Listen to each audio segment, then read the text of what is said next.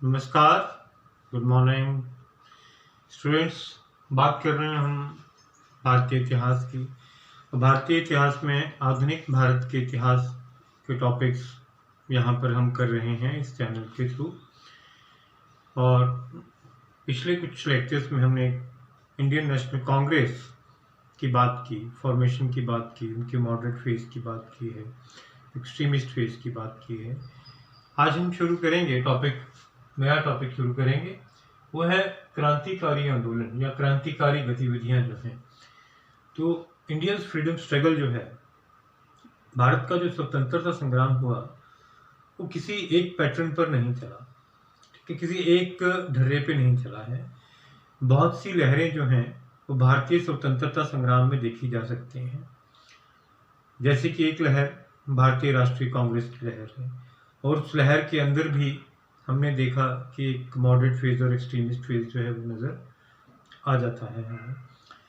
एक लहर जो है वो महात्मा गांधी के युग की है। महात्मा गांधी भारतीय राष्ट्रीय कांग्रेस से जुड़े रहे, लेकिन अलग से उनकी पर्सनैलिटी, उनकी मैग्नेटिक पर्सनैलिटी का इतना अधिक दम था कि कांग्रेस को उन्होंने पूरे तरीके से डोमिनेट किया और अपने तरीके से उन्होंने स्वतंत्रता संग्राम में कुछ एक्सपेरिमेंट्स किए, कुछ प्रयोग किए कि उनके द्वारा जो किए गए कार्य हैं वो महात्मा गांधी के कार्य कहलाए जाते हैं, ना कि कांग्रेस के कार्य कहलाए जाते हैं। कांग्रेस जुड़ जाती थी उस कार्यक्रम के साथ। तो महात्मा गांधी की लहर जो है वो एक अलग से हम स्टडी करते हैं, अलग से उसे पढ़ते हैं। इसी प्रकार से जो एक लहर इस फ्रीडम स्ट्रगल के दौरान देखने को मिलती है वो है क्रांतिकारी आंदोलन या क्रांतिकारी गतिविधियां, जो कि हिंसा के समर्थक थे और बम, गोलीबारी और लूटपाट के जो मेथड्स हैं, जो ये तरीके हैं, उन तरीकों से भारत को आज़ादी, भारत को स्वतंत्रता दिलाने के पक्षधर थे। मोस्ट इम्पॉर्टेंट रेवोल्यूशनरी में शहीद भगत सिंह का नाम आता है, यहाँ मैंने लिख रखा है, लेकिन भगत सिंह से पहले भी क्रांतिकारी गतिविधियां जो हैं वो हो रही थी भारत में। और विशेषकर हम बात करें तो महाराष्ट्र, बंगाल और पंजाब, इन तीनों स्टेटों में, इन तीनों राज्यों में क्रांतिकारी गतिविधियां बहुत अधिक हुई हैं।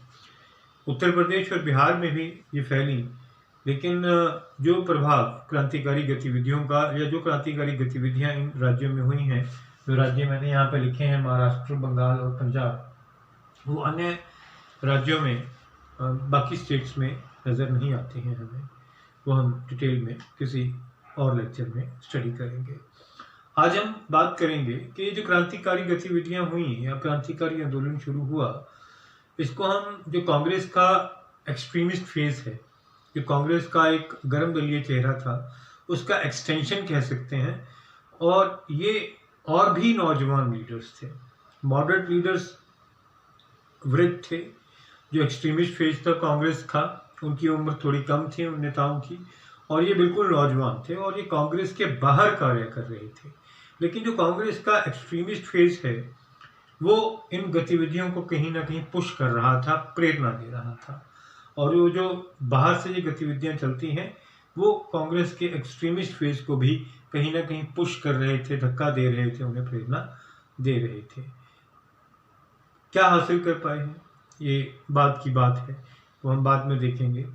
लेकिन रीजंस क्या है कि इन क्रांतिकारी गतिविधियों का जो शुरू हुआ है, जो क्रांतिकारी गतिविधियां साथ साथ चली या हिंसात्मक रवैया जो है वो अपनाया भारत की आज़ादी दिलाने वालों ने, तो what were the important reasons for that. सबसे पहले इंटरनेशनल सिनेरियो की बात करते हैं। इंटरनेशनल इवेंट्स, हम अंतर्राष्ट्रीय घटनाओं से अपने आप को अलग नहीं कर सकते। अंतर्राष्ट्रीय घटनाएं जो हैं वो कहीं ना कहीं लगभग सभी देशों की राजनीति को प्रभावित करती हैं और पहले भी प्रभावित करती थी। The world is connected somewhere. The world is have a connection somewhere.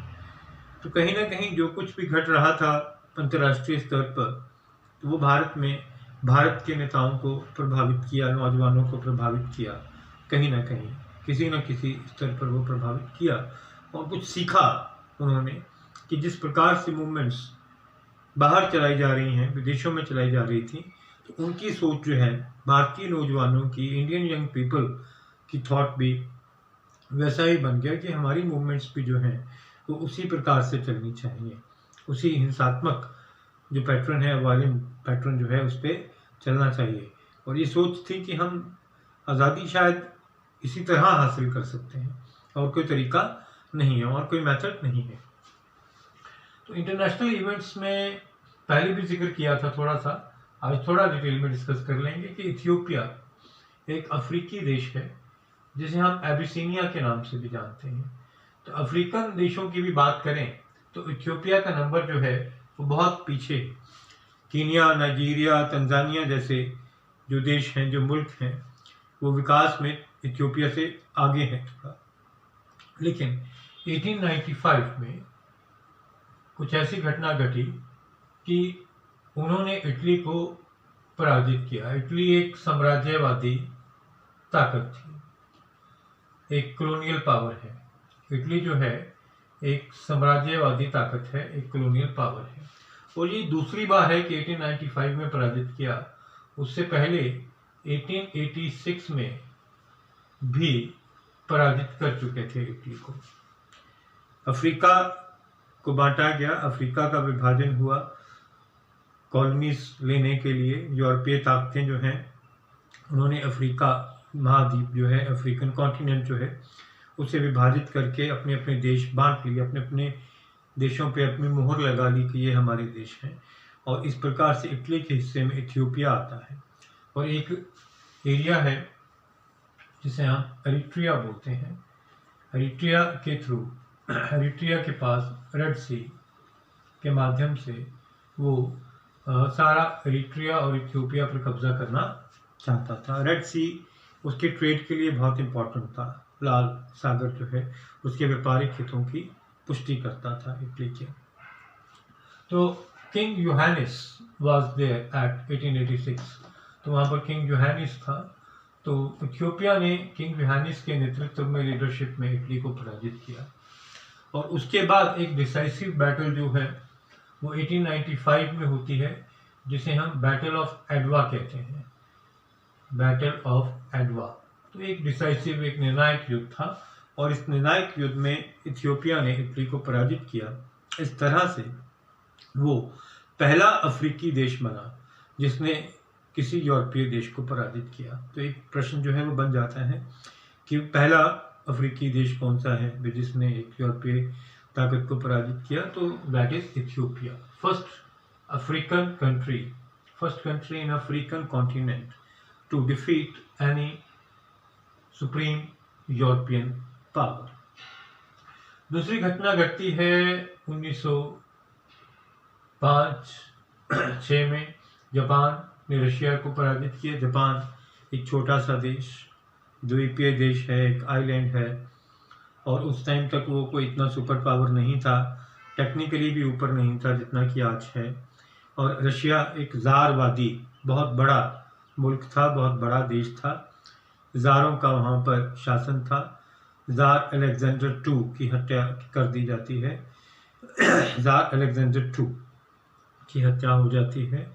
और इस माहौल में जापान जो है वो रशिया को, वो रूस को 3 बार लगातार पराजित करता है 1905 तक, 1895 से लेकर 1905 तक। और ये एक बहुत इम्पॉर्टेंट इंटरनेशनल इवेंट बन जाता है, बहुत ही इम्पॉर्टेंट अंतर्राष्ट्रीय घटना बनती है कि Russia got defeated by Japan, in the hands of Japan. Bharat में भी सोचा जाता है कि भारत भी एक एशिया का मुल्क है कि अगर जापान ये काम कर सकता है, अगर इथियोपिया ये काम कर सकता है, तो हम भी ये काम कर सकते हैं। ये नौजवान सोचने लग पड़े थे कि हम भी ब्रिटिश को हरा सकते हैं, हम भी अंग्रेज़ों को हरा सकते हैं। फिर एक मूवमेंट शुरू होती है रशिया में, निहिलिज्म। कहीं ना कहीं हमारे नौजवान जो हैं इस आज़ादी की लड़ाई में वो निहिलिज्म से भी प्रभावित होते हैं। निहिलिज्म जो है एक हम कह सकते हैं एक आइडियोलॉजी है, एक विचारधारा थी, और जो इस विचारधारा को मानते हैं उन्हें निहिलिस्ट कहा जाता है, निहिलिस्ट। और इस विचारधारा को कहते हैं निहिलिज्म। मतलब कि हमें किसी की परवाह नहीं, जो एस्टैब्लिश्ड नॉर्म्स होते हैं सोसाइटी के, समाज के, जो डॉगमास होते हैं, चाहे वो धार्मिक कोई सिद्धांत हो, चाहे सामाजिक सिद्धांत हो, चाहे कोई आर्थिक सिद्धांत हो, जो निहिलिस्ट हैं वो किसी चीज़ को नहीं मानते। हम कह सकते हैं कि they are rebels with the cause, they were rebel with the cause. वो एक रिबेलियन की इमेज जो है, वो रिबेल की इमेज जो है, उसने कहीं ना कहीं भारतीय नौजवानों को प्रभावित किया। तो इसका असर भी देखने को मिलता है, क्योंकि निहिलिज्म जो है वो 1880s में अपने पीक पर था, रशिया में अपनी चरम सीमा पर था निहिलिज्म।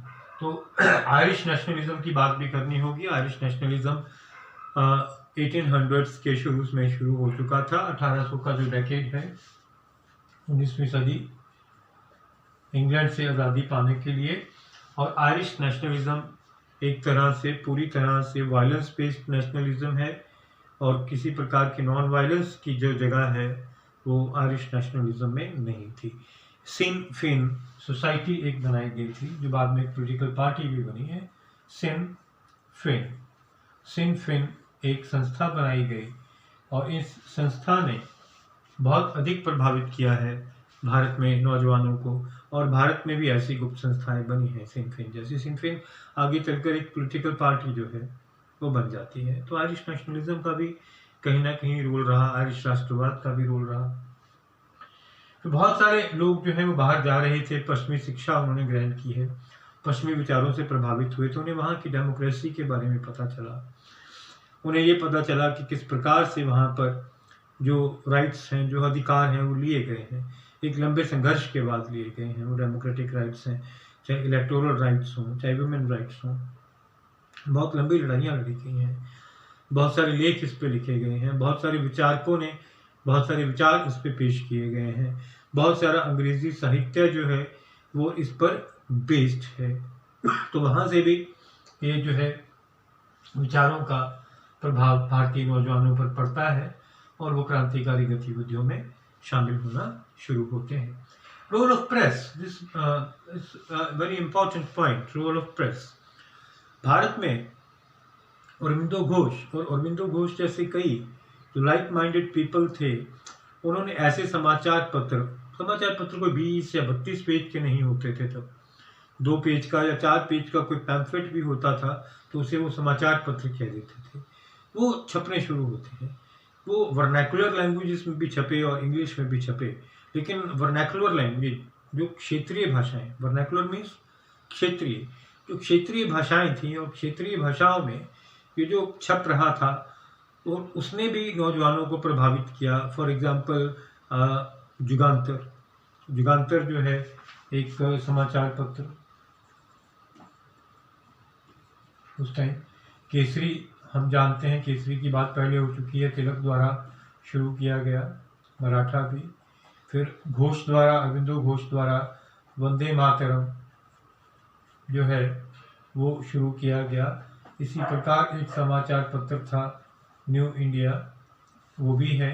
तो इस प्रकार से ये जो प्रेस है, जो समाचार पत्र छप रहे थे और ये उसमें लेख छपे जा रहे थे कि भारत जो है वो ब्रिटिश साम्राज्य के अधीन, ब्रिटिश राज के अधीन पॉवर्टी की तरफ जा चुका है, और सोशली, कल्चरली, इकोनॉमिकली तीनों तरीकों से गरीब हो चुका है।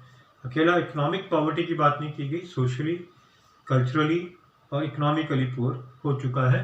और वो जो लेख है वो पहुंचाए जाते थे लोगों तक, मासिस तक, तो उसने भी प्रभावित किया है, और लोग जो है वो इनकी विचारधारा की तरफ आकर्षित होने लगे। मिजरेबल कंडीशन ऑफ इंडियंस, इस पॉइंट को हम एलैबोरेट करके पढ़ सकते हैं कि वो जो मिजरेबल कंडीशन है वो रेशियली भी है, नस्लवाद के आधार पर भी है। नस्ल भेद बहुत गहरा था, रंग भेद की नीति बहुत गहरी हो चुकी थी। आर्थिक मोर्चे पर तो भारत बिल्कुल तबाह हो चुका था। जो आर्थिक नीतियां थी भारत की, पहले भी हम डिस्कस कर चुके हैं, पहले लेक्चर्स में भी ये डिस्कस कर चुके हैं। धन के निकास की नीति है, भारत का जो पैसा है उससे पेंशन्स और सैलरीज जो हैं वो ब्रिटिश लोगों की दी जाती थी। भारतीय अर्थव्यवस्था जो है, हैंडीक्राफ्ट इंडस्ट्री नष्ट हो चुकी है, इंडस्ट्री नष्ट हो चुकी थी, उद्योग धंधे नष्ट हो चुके थे, और जो रेवेन्यू पॉलिसीज़ थी उन्होंने कहीं ना कहीं एग्रीकल्चर को भी तबाह कर दिया, किसान को भी तबाह कर दिया था। फेमाइन्स जो हैं, अकाल जो हैं वो बढ़ चुके थे। 1880s में, 1870s में, 1876 में इनफैक्ट पूना में अकाल आता है, फेमिन की स्थिति होती है। फिर 1890s में, 1896 में बंगाल में, 1876 लिखा है मैंने पूना में, और 1896 में बंगाल में अकाल की स्थिति पैदा होती है और भुखमरी से लाखों लोगों की जानें जाती हैं। और कांग्रेस जो है इस टाइम तक फॉर्म हो चुकी है, 1876 में तो फॉर्म नहीं हुई, लेकिन 1896 तक तो फॉर्म हो चुकी है, लेकिन इसमें वो कोई खास काम नहीं कर सकी। तो एक रोष जो है वो नौजवानों में व्याप्त था, एक गुस्सा जो है वो नौजवानों में व्याप्त था कि एक्शन जो है वो स्ट्रिक्ट एक्शन जो है वो होना चाहिए। तो इस वजह से ऐसे कारण रहे हैं, ऐसे अनेकों कारण रहे हैं कि भारत में एक क्रांतिकारी आंदोलन का उदय हुआ और महाराष्ट्र, बंगाल और पंजाब में बहुत अधिक फैला। इसको डिटेल में हम चर्चा अपने लेक्चर्स में करते रहेंगे। उम्मीद करता हूँ कि आपको आज ये पता चल गया होगा, समझ आ गया होगा कि किस कारण से, किन कारणों से भारत में क्रांतिकारी आंदोलनों की शुरुआत होती है। Kindly subscribe the channel history by Rakesh Baba. Thank you very much.